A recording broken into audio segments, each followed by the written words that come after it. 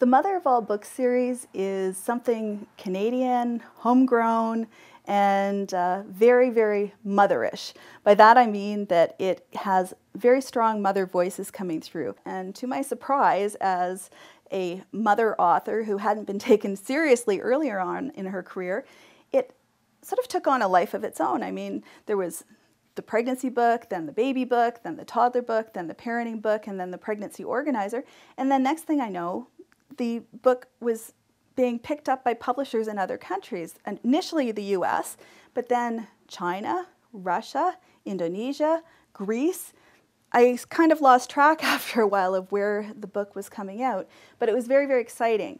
And I think what really made it exciting for me was the fact that I was engaged in conversations on an ongoing basis with mothers who kept writing to me and saying, when you have the opportunity to revise, could you put this material in, or would you consider that maybe there should be something on this? And it was just like an ongoing dialogue with readers.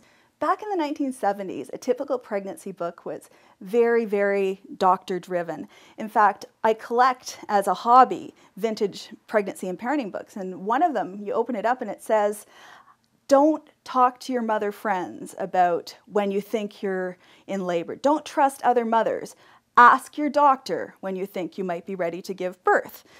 So ignore all your intuition. Ignore other women who've given birth. Just listen to the experts. I wanted to write the opposite to that kind of book. Sure, of course it's important to have medical information. That's why I have all my books vetted by a team of experts to make sure that the information is accurate. But I really wanted the mother voices to rise through the text, and for it to be like when you go to a mom's group and you're having a conversation with all these amazing women who share their best advice because they want to help you get through this experience.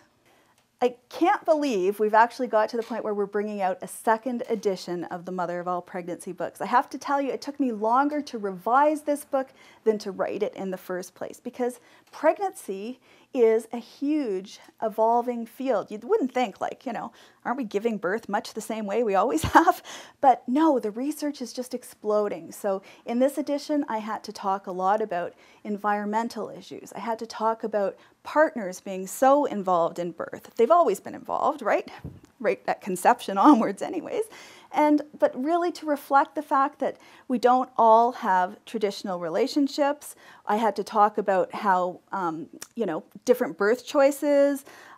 I had to talk about preparing yourself for parenthood during pregnancy. We don't just sort of, you know, show up with the baby at home and go, oh yeah, I'm a parent. No, people are being really reflective and thinking about things ahead of time.